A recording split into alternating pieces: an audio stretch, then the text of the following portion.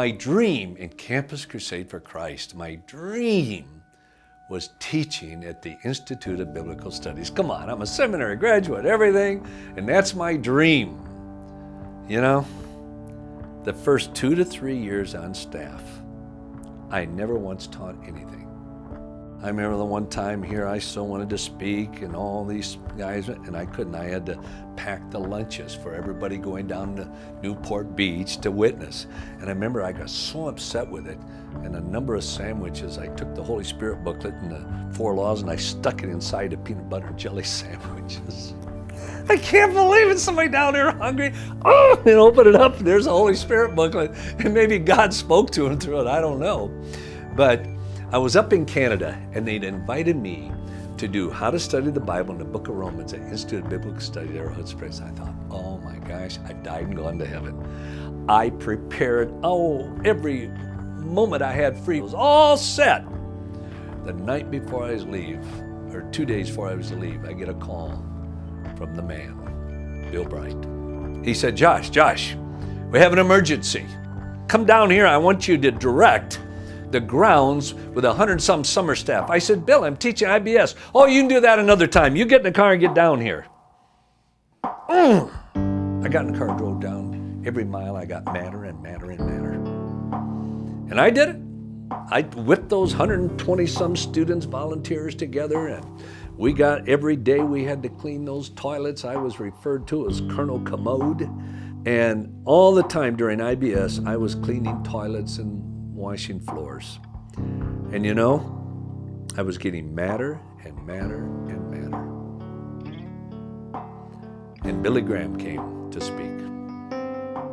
And I'll never forget, first time I met Billy Graham, I'm sure he still thinks it of me today, but I had a plunger in one hand and a bucket of toilet stuff in the other hand. And I'd just gone up to the second floor, and here came Bill Bright and Billy Graham. And Billy Graham took a look at me, and Bill Bright said, this is our director at University of British Columbia in Canada. And Billy Graham must have thought, oh wow, they were willing to do anything. I wasn't. And so I put it down. I took my hands like this, and I reached down, and Billy was hesitant, and I grabbed his hand and shook it. It was the Billy Graham. And so they went into Bill's office, I went down, and I was all free to go hear Dr. Graham. Oh, I was so excited. Finally got a break. Well, they had just paved the pavement with tar, asphalt. And they had a brand new red rug. And somebody, a knucklehead, totally led of the Holy Spirit, got out of the car, walked through that parking lot with all that tar, walked right into Arrowhead Springs Hotel, left his black marks all the way out to the right and outside. And you just saw these black marks. That happened just as Bill Bright and Billy Graham would come down home. And of course, Bill Bright saw this. Oh, my hotel, it's ruined.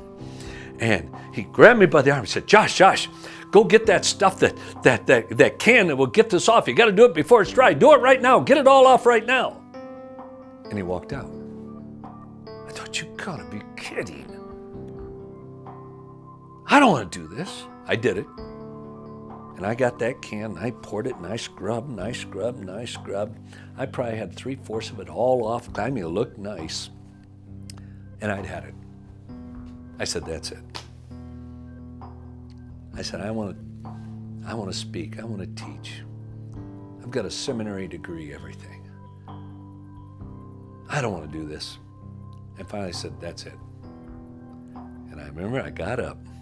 I walked over to the front desk of the hotel, and I hadn't put the cap on the thing, and I slammed it down, and I just yelled, I've had it. Well, when it hit, that liquid went all over the place. I had these mail slots there. All the letters were soaked with this. The guy and the girl behind the thing soaked, I was. And as I slammed that down, it was like a bolt of lightning hit me of God speaking to me. And he said, Josh, if I can wash their feet, why can't you scrub their toilets and clean their floors? I don't know what happened. But something happened then. I turned around and I became probably to this day one of the happiest staff members of crew that has ever existed. I went out of my way that summer to find things to do. Problem is, I went down and painted what was known as a steam chasm. Poor Vonette hit the ceiling. She said, "We just spent all this money to have them painted." I said, "Vonette, it was ugly. We paid all this." I said, and she didn't talk to me for a week. I ruined what this professional designer came in to design, and I just went down and painted the whole. I just wanted to serve.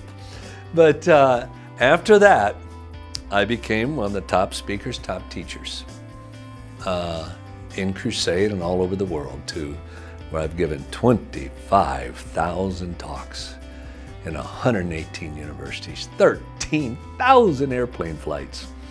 But it all started with, "God, I give it to you. And if you can take it and turn it into my strength, I'll serve you the rest of my life with every breath that I breathe."